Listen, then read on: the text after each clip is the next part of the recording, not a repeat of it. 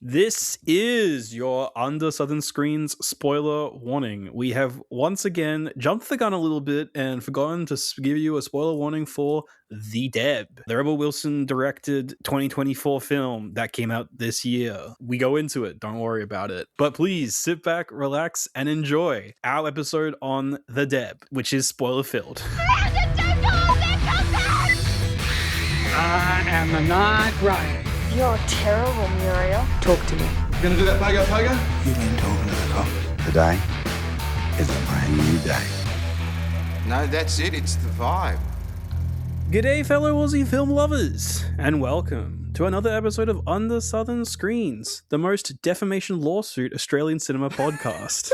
I'm Mitch. And I'm allegedly, perhaps, maybe or may not be, I do not recall, Matthew. What an episode we're going to get into today, Mitch. Oh my Would you goodness swear me. on the Bible that's your name? I'd have to double check my facts and figures there. Let me get my solicitor in touch. I'll have to speak to a lawyer. Yeah. Sorry, I know when we talk about this film, people want us to actually talk about this movie that we're going to watch today. Yeah. But man, just the tea, Mitchell. So today we're looking at The Deb. The Deb, 2024, but now just being released this year. I actually had a question about this. Yeah, so I logged it on Letterboxd and I was like, another 2026 film under my, hold on, that's just 2024. I've been lied to. You swindled me. Well, the thing is that I pay for Letterboxd because I enjoy whittling my money away. He's a true film lover, don't you know? You get a bunch of cool stats if you do. Yes. And one of the stats is movies that came out this year that you've watched. And I like seeing that number go up. And it didn't. And didn't this time. I'm pissed off about it. The issue is that I go to the cinema less and less. It's hard to get out there, mate.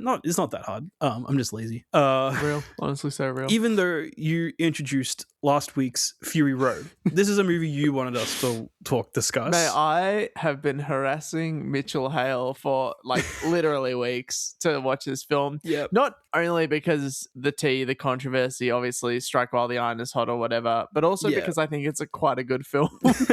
And that's something that's been avoided throughout this whole hullabaloo. You mean the quality of the film? Well, yeah, and you're just talking about the movie itself. Yeah. And yeah, but we'll get into it. And you were keen to provide the intro, even though technically it would be me who would provide the intro. But we haven't broken tradition. I just wanted to spill the tea, damn it. Yeah. Matthew, please give your out of order intro right now.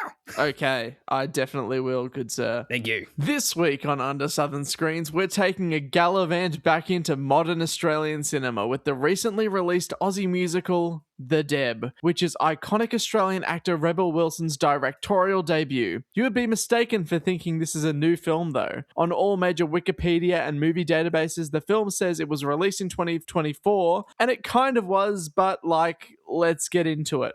Based on a popular stage show of the same name, principal photography for The Deb began way back in September 2023.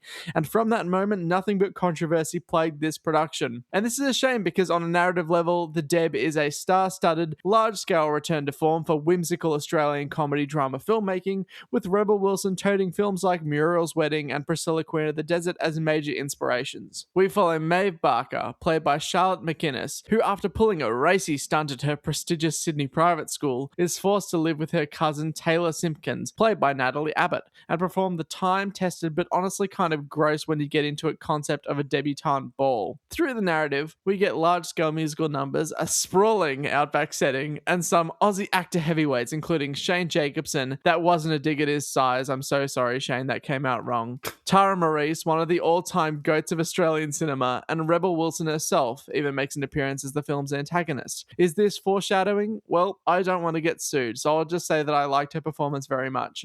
Also, the late, great Julian McMahon is in this as one of his final roles, which is something I don't see many people talking about in this movie, and I just wanted to say that is nice. Anyway, this is a pretty simple, fun Australian film, right?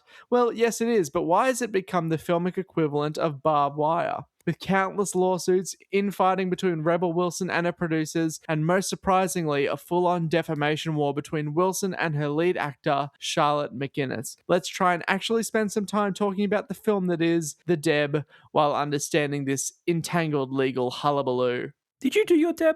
Did your school do a Deb? We did not do a Deb. We did a formal. If I say what I'm about to say next, I'm going to sound awful, but I was in that COVID era when we didn't get a formal, really. But it's fine. It's so fine, guys. I don't mind. No, I'm just doing it for the meme. We had a sort of like half graduation formal, and it was cool. It was all right. I got to wear a suit. It was nice. Yeah, did cool. not bring a date because I'm perpetually afraid of members of the opposite sex. Women. But yeah, that's neither here nor there. What about you? Did you do a Deb in your time? I did 2 Debs, actually. Maybe he doubled up. I did 2 Debs. One when, in quotation mark, I was supposed to in year 11. Very nice. So I did that one. I was asked to do it because I'm a sexy young man. The ladies just couldn't resist him. They could. It was pretty easy. He could. Oh, no. But no, I was a really lovely young lady asked me to do the Deb with her. That's nice. And I did it, and that was fun. And then he went for the sequel. So I did it when I was 17, when, year 11, when most people do it. And the next year, that year's year 11s were prepping for it and doing all the dance lessons and stuff like that. Yeah, right. And they messaged the Facebook group that was the previous year's, my year's Deb, saying, hey, there's this young lady, her partners keep bailing, basically. Damn, okay. Is there anyone in this group chat who would, be willing to stand up and do it? And I was like, oh, there's gonna be like 5 other guys who'll probably stand up and say they'll do it. And but I'll just say, I'll do it as well, as a show of like, just in case. He's such a nice guy. And then I was the only one. Who said I'd do it. And so I ended up doing Deb twice. Yeah. You double debbed. I double debbed. Would you say the second Deb was better than the first Deb? I was less nervous the second time. You were like, first time? No, in all seriousness, that was exactly what happened. I knew exactly what was going to happen. I knew, because the first time I was scared poopless because I was worried about doing the dance moves wrong and stuff like that. But the second time I was like, none of my peers are here. No one actually cares if you do the dance moves wrong. Only people watching you are the people who know you, who you won't care in front of. Like, everyone else is watching the people they know, they're not watching you. Just make it funny, lad. So you just have a good time. Yeah, just enjoy yourself, have a good time. So yeah, the second time, it was ups and downs because, I liked the people who I did the second Deb with, but they weren't my year level. They weren't the people I knew. So the first time they was weren't your more, homies. Yeah, there was more friendly the first time and I knew more people and I horsed around a bit more. Whereas the second time, I kind of left almost as soon as I could. It hit 10 o'clock and you're like, later, homies. Pretty much. I think I had a friend. You clocked in, you had the punch card ready. You were like, I did. It was like a Wile E. Coyote cartoon, like, Sam the Sheepdog. I was clocking into the Deb factory and then clocking out. Because it's a weird concept. So for all those who aren't aware of what a Deb is, and here's what I know about the Deb as someone who hasn't done one, but it's about like giving away a female to a suitor when they are of age. Is that sort of the vibe? I think it's not so much giving away and more debuting the lady. Okay, debut it. Yeah, true. Okay. Debutante, debut. Yeah. It's not so much they're being given away in this moment. It's more like, hey, here's a lady who can be given away from now on. Interesting concepts. Yeah. Interesting. I think what's really interesting though is because I grew up not in the city, but I grew up pretty, close to the city. And so my school was pretty much Melbourne. Yeah. And so we had that culture behind it. But I actually got talking to a coworker of mine just the other day because I told them I went and saw this movie. Yeah. And they grew up, I don't know if it was like a town exactly like the one in the movie. Okay, but something similar, yeah. Something similar, out in the middle of nowhere. And they were saying, no, people take the Deb really seriously out in the country. It's a huge thing out there. And it was just really interesting because we didn't take it that seriously. It was like, people were excited to do it, but it was more, it's an event where you dance. That was what was exciting. Yeah. Whereas out in the country, they were telling me that a lot of people who went to Deb together ended up, having children together and actually entering into relationships that have now lasted the rest of their lives so far. Maybe I should have gone to a country town. Yeah, country Deb, yeah. Maybe I should have been Charlotte McInnes's character in this film. My history with the Deb aside, this movie, I think you did tell me it was a musical, but I must have forgotten because it was a surprise when they started singing. What is going on? What has Matt done to me? Can I just tell a story real quick? Yes, please, go ahead. So I've lived in Sydney now for about 6 months. Yep. And I've been having my ups and downs with moving here and that type of thing. And on this particular night, I was like, I'm feeling particularly not great. So I'm just going to go to the little movie theater that I go to watch my little movies or whatever. It's a nice, comfy little theater. I go in, the movie starts, I'm here for it. I'm like, we can make an episode vote on this movie if it's good enough or whatever. Hmm. And the first song that plays is a song called Fuck My Life. Yeah. And it's all about like entitled white Sydney-siders complaining about their menial problems. Yeah. And in that moment, I felt so Seen or called out? I felt so called out. I Right. think it was the biggest reality check of all time for like what I was feeling. And I was like, okay, Yeah. this movie gets me, baby. I'm in for a ride now. I'm here for it. That being the first song was the song where I went, oh, musical. Oh, Right. This okay. is a musical. Do you like musicals, by the way? I'm not a huge musical fan. Yeah. I'm not against them. And I guess to say, I did have fun with this movie. But I have a lot of reservations when I say that, though. Me too, honestly. And not because of the musical part. I think, honestly, this is probably one of my favorite musicals. I actually had fun with this. Oh, that's good. I didn't find the music in this was as frustrating as I find other musicals can be. But my two favorite musicals still are Singing in the Rain and La La Land. Both great. Both fantastic. Both great, but also very basic bitch answers. That's okay. Well, I mean, musicals as a genre are meant to be basic and bring in the widest amount of audience. Yeah, but it's like me being like, my favorite movie is Citizen Kane. I ask, what did the movie mean by this a lot? The character arc of the main character. I can't remember her name. Maeve, the Sydney sider. Maeve. Yeah, Maeve. Not Taylor. Maeve. Yeah. Taylor is fine. Kind of. She's not as problematic. The only crime Maeve commits as a character is being kind of annoying and entitled. Yes, Well, she's a feminist. She's for equality. She's against the patriarchy. She's very, in quotation mark, woke, which is fine. Like, these are good traits to have, right? Yeah. The only issue is that she kind of has a slight lack of perspective because she's been so sheltered for her whole life. Yeah. And she lives a very privileged existence as a posh private school Sydney person. But the movie, it flip-flops between whether it's like good or bad or like... That's the problem. It doesn't outright say she's wrong for this, but it doesn't agree with her either. They could have made, and this is where I thought it was going at the beginning, I thought they were going to make a point about performative wokeness and actually not standing up for the issue, and that's where I thought the movie was starting. But then she just sort of like assimilates into like the unwoke, you know what I mean? Yeah. And it's sort of like, what's going on here? Like, what did the movie mean by this?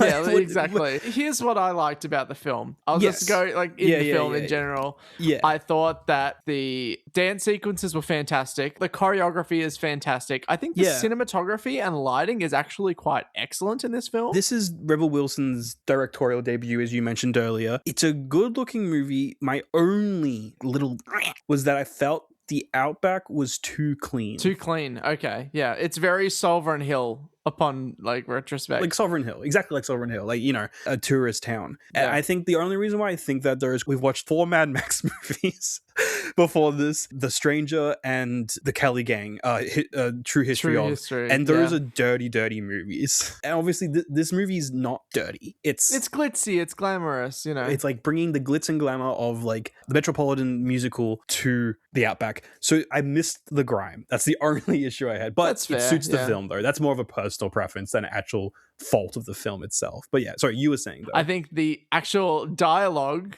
is great. The comedy, the funnies are funny as hell. And the actors play it very well too. The actors play it very well. Yeah. The narrative is what's wavy, and there's so many dumb moments in this. There's the whole liar revealed thing, which I hate. It's contrived. And then I think the ending as well is a bit muddled because like no character really gets a solid conclusion at all. Yeah, it kind of just ends, doesn't it? It just ends. I don't understand. I assume I must know. Oh, I'm supposed to know who plays the Prime Minister, but I actually have no clue who that is. So that's Julian McMahon. That's that the poor person who died? Yes, yeah. Right. How did he die? I think it was cancer, undisclosed cancer, but he's a big Australian actor. He was in Fantastic Four. He was in The Surfer, that Nicolas Cage movie. I haven't seen The Surfer. Oh, well, there you go. We'll have to add it to the list then, maybe. Have you seen it? I have. I think it's quite good. Oh, let's watch it. We'll do it sometime. But Julian McMahon's the son of an Australian Prime Minister. So he's a Hollywood actor, and then he's also the son of an Australian Prime Minister. Okay. So that was sort of the thing there. I knew there was a joke I was missing when he appeared. Yeah.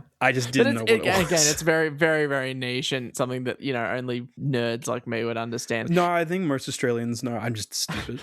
No, you're not stupid, Mitch. You're a keen observer of other things. But Taylor's character doesn't get like a resolution. She doesn't find a date to the Deb. I guess maybe she's like, that's the thing, right? Confidence in herself or whatever. Yeah. But like when the whole movie's led up to it, I don't know. I don't know if I can agree per se, because I feel like that's a perfect resolution for her character, because so much of her self-worth rides on her getting a date.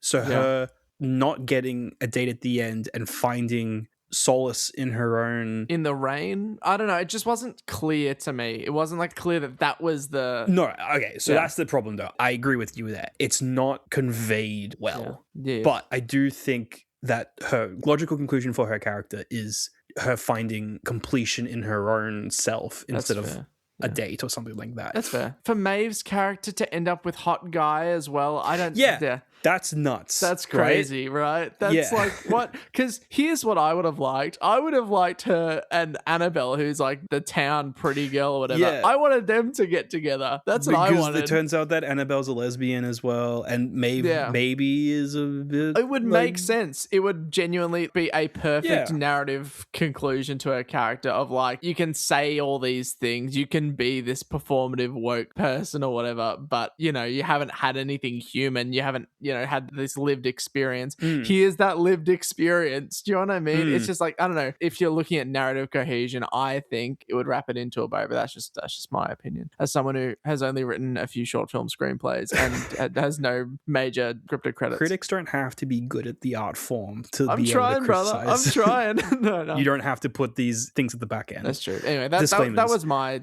thing with the ending. Just like no one got a resolution, in my opinion, properly. It's a bit of a naff ending, but it's fun. This might get me cancelled. I really like Rebel Wilson as a performer. Yes, she's funny. She's very, very funny. She's so great in this. You're taking away oxygen from my cigarette. Yes.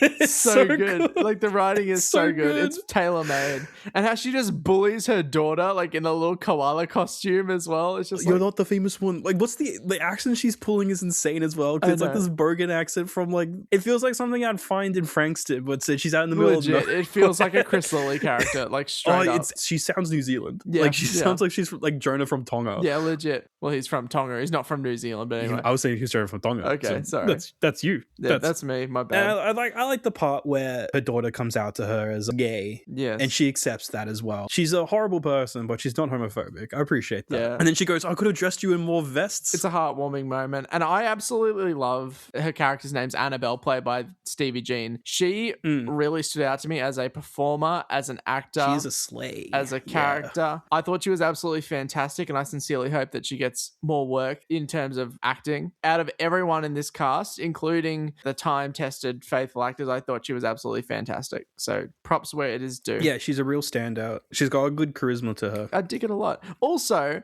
Tara Maurice is in this. Strictly Ballroom. Oh, is that who she is? The girl from... Yes. Dude. So that's the dressmaker, right? The dressmaker. Yeah, I was like, I didn't know she was in this, and I was like, oh, hello. She's great. The relationship between her and the mayor / Taylor's dad is a bit naff. It's a bit forced. Yeah. It was like the least interesting part of the movie, I reckon, for me. There's a bunch of different subplots in this, and I think that's the problem with the film. There's a couple of subplots in here that they don't feel like they go anywhere, and they feel like they're just filling in time. Yeah. There's a level of the drought subplot. It becomes the plot. Yeah. I don't know if I can say it didn't work, but if they were going to make the drought so important to the film, it felt like more needed to be done with that. And it takes away from that the Deb. I would have preferred this to be more like Strictly Ballroom, where it treats the Deb as really important, but it's actually just not. The be-all, end-all. I feel like that would have been better, but instead they add in legitimate real stakes of the fact that the town is in a drought and they can't get drought relief funds from the government because the government spent all their drought relief fund, but they can get event funding because they have a Deb, but then the place the Deb thing gets burnt down because cigarette. It's actually serious. Yeah. There's nothing wrong with something being serious, but I just feel like playing into the movie's campiness and playing into everyone treating the Deb like the event it actually becomes without the backstory of it being legitimately important. I feel I would have liked the movie a lot more. It's just a little bit incohesive, especially when Shane Jacobson makes that point. He's like, you got to stick up for the farmers or whatever. It's like, okay, where did this come?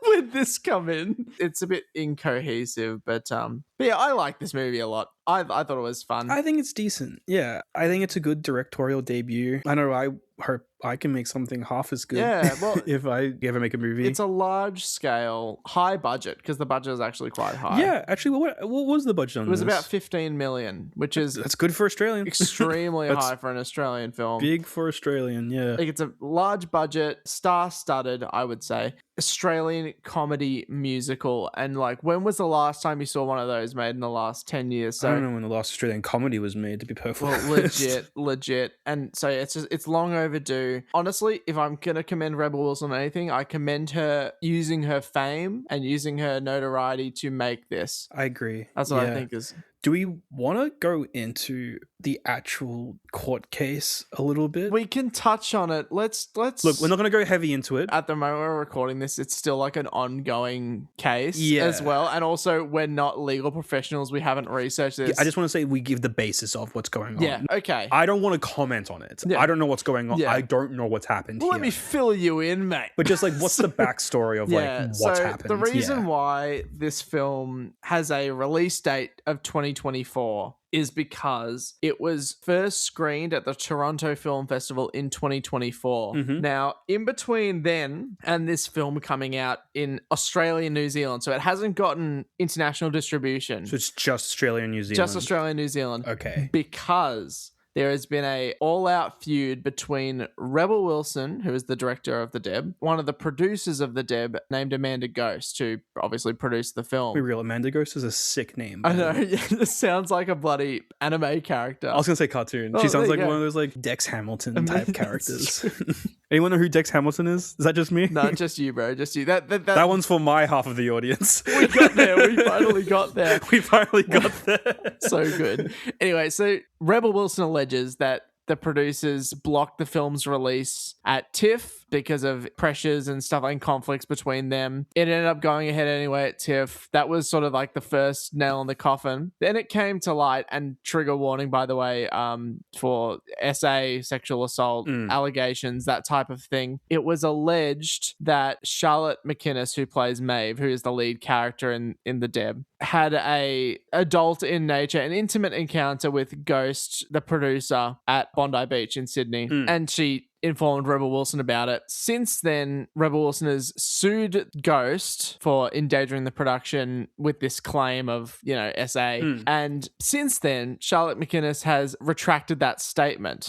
It is alleged by McInnes that Rebel and her team have produced content defaming websites and social media accounts that will tarnish her name because she sided, allegedly sided with Amanda Ghost and backtracked these abuse claims. Yeah. So that's the state we're at. And so McInnes has filed defamation against Rebel Wilson, and it's the Bermuda Triangle of like lawsuit. Yeah. So it's like Rebel Wilson is suing Ghost, McInnes is suing Rebel Wilson. The movie is out and no one is talking about it. Yeah. They're all just talking about the lawsuit. And again, it's an ongoing case. It's very, very messy. The mainstream media is reporting on it like nothing else, which is crazy to me. It came up in my, because I have The Guardian on my phone. That's it. He's an illustrious Guardian reader, this man. I don't know. You have to pay like money to read more than 20 Guardian articles a month. So I rarely look at anything in case something actually interesting pops up. But it's so murky. I don't know. I don't want to comment on this. Like, I don't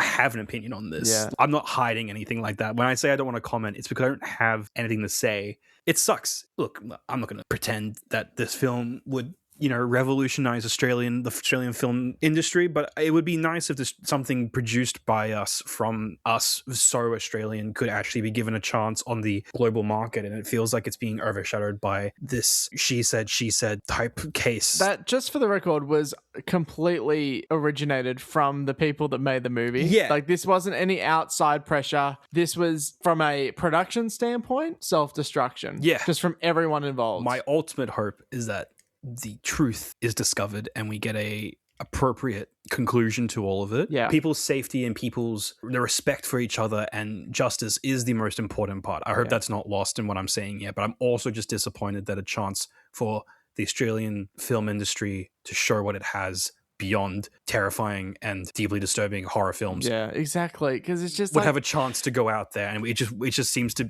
be getting kicked in the goalies a I little know, bit. I know. And this is my opinion. It could have been another Muriel's wedding. It could have been another Priscilla. I think with time, it could reach that stature. But in this instance, it's just tarnished the reputation of the film. Even though it's a great film, I really like this film personally. It's good, yeah. I think I don't like it as much as you, but I still enjoyed it. I'd still say if you want to go have a... It's funny. It definitely is funny. I was chucking along at a good part of it. It's such Aussie humour. They say all the swear words. Oh, yeah. Like they make... Well, I'll talk about it in the most Australian thing later, but they're Yeah. we're the boys, we're the actual boys. Like just actually like... It had me rolling. All the songs are predominantly ladies. Yes, yeah. Except there's like one very short song around the back middle half of this film. Yeah. Maybe even like halfway through the second act. Who's to say? The boys have a song and it's the stupidest song and it's very funny. With the boys. With the boys. It's iconic. Yeah. Anyway. That's all we need to comment on the that's drama. what we got. If you want to learn more, read about it yourself. Yeah, go to a news source, pick a reputable one, That's honestly. right. And by the time we release this video, it might be done. Yeah, it might be done. Yeah. Genuinely. So Yeah. we're I'll date it. We are recording this the 28th of April 2026. There you go. This will be coming out probably exactly a month from now. Let us know what happened. Anything could happen in a month and a bit. But this is what we know at time of recording. But back on the movie, like overall, dance sequences are fantastic. I like the music a lot, actually. Very fun. I think Stevie Jean is fantastic. Like genuinely a standout performance. I think that Taylor's character is great as well. She's fun. She's lovely. She's sweet. Yeah. I think her turn to the dark side's a little insane, but beyond that, it's good. But it's campy and I love it. The whole movie's a bit camp. I get it. I don't know. I don't think I'm as charmed by camp as other people are, but I can excuse it. It's a thing. Matthew. Yes, Mitch. If you're ready. If I'm ready. Are you prepared to give us the most Australian thing about this film? I am. And I've checked this with a lawyer, gone through this. Yeah. The most Australian thing about 2026's The Deb. Legally 2026 is The Deb. No. Legally, this is the most Australian thing. Legally, the most Australian thing about 2026 is The Deb is a group of hyper-masculine St. Kevin's types who are secretly the most closeted men this side of Tom Cruise. Yeah. Yeah, it's true. It checks out. Pretty Aussie. With the boys. With the boys. Literal art. I haven't seen a movie be this spot on with like breaking down the Australian macho St. Kevin's type. Genuinely. Yeah. Pretty St. Kevin's. Very St. Kevin's. To the max, brother. Hate those guys. Nah, JK, love you. I'm sure not all of you are bad. You know what? You guys have a horrible reputation. You have a lot to do before I have to actually say sorry to you guys. Jacob Elordi went to St. Kevin's. And I've never forgiven them for it.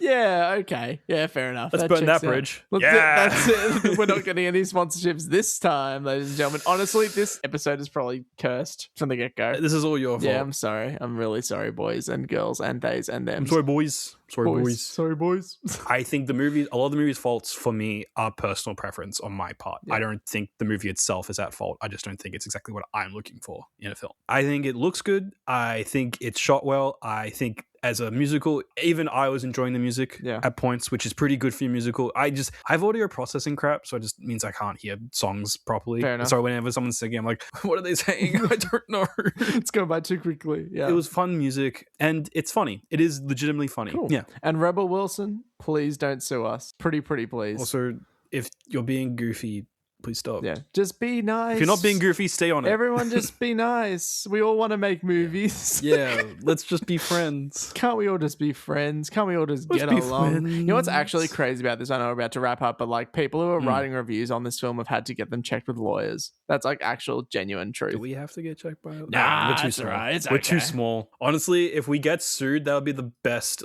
amount of exposure like publicity for the we could pod. ever. Yeah. Should we aim to get sued? Well, let me say this. No, I'm joking. If I have one thing to say. I didn't like the Deb. That's a joke, actually. That's legally. That's a joke. Well, you guys can send us legally inflammatory things to us at TikTok, Instagram, and Threads to Under Southern Screens Pod. That's right. You can also send us defamational emails. That's it. undersouthernscreenspod@gmail.com. We won't sue you. We promise. Yeah. You can say whatever you want about us. Yeah. Actually, don't do that. Actually, be please. Nice. People can be nice. pretty mean on the internet. Yeah. And pretty please leave us a review and a 5-star rating. That would be great. It will really help us get out there on the charts on any pod streamer that you're listening to this on. Yeah. And if your pod streamer doesn't do reviews, could you please go to either Spotify or Apple and do it there, please too. Thank I you. beg you. Pretty please. please. We'll get on our hands and knees. With a twirly on top. I think we just disincentivize people to do that. That was after actually horrible. I'm sorry. Cut that. But yeah, what are we watching next week, Matthew? We're not watching anything, Mitch, because we're providing the inside scoop for the Sydney Film Festival opening night gala. Now this is crazy. We're flipping the script. Yeah, one thing when we started this podcast is we said we wanted to capture like the big Australian film events and stuff, and sort of talk about them. Anything we could get to, at least. Anything we could get to. Sydney Film Festival, MIF, Tropfest next year, I guess. Where's Tropfest? It's in Sydney. Oh, okay. You'll just have to come over and see me. Let's make this very clear. I won't be able to go to the opening That's right. festival. Yeah, but it's all right. I have front row access. Do you really? I didn't. I paid for a ticket. Okay. Get a press pass. Surely. For get a MIF, I press pass probably or something. could, given my Melbourne film connections. But Do you actually? Yeah, Could you get me? I could try. I'll try my best. Yeah. If I don't have to pay, that'd be sweet. I got you, bro. Don't worry. Because the one people that I don't want to give money to is the Australian film industry. That's ironic. No, that's a bit. As long as it's a good product, I'll give any money. Nope, I can't say that either. I would give a decent amount of money, as in not decent, as in a big chunk, as in appropriate amount of money. We're digging too many holes. I am floundering. Can we please cut? Let's end it here. We're covering Sydney Film Festival next week. Be there, be square. Mitch, what do we say? We say keep an eye on them southern screens. See you next week, guys. Bye-bye. Thanks for listening to another episode of Under Southern Screens. We'll be back next week to talk more films down under. We just want to attribute that our opening title is Heavy Duty by Zoo, and our closing title is Heavyweight by Fell Creek. Thanks so much for listening, and Mitch and I will see you in the next episode. See you next time. Under Southern Screens would like to acknowledge the stolen lands on which this podcast is recorded and produced, and pay tribute to the Wurundjeri and Woiwurrung people of the Kulin Nation and Camaragal people of the Eora Nation. Sovereignty was never ceded, and we pay respect to all Indigenous elders past, present, and emerging. Always was, always will be Aboriginal land.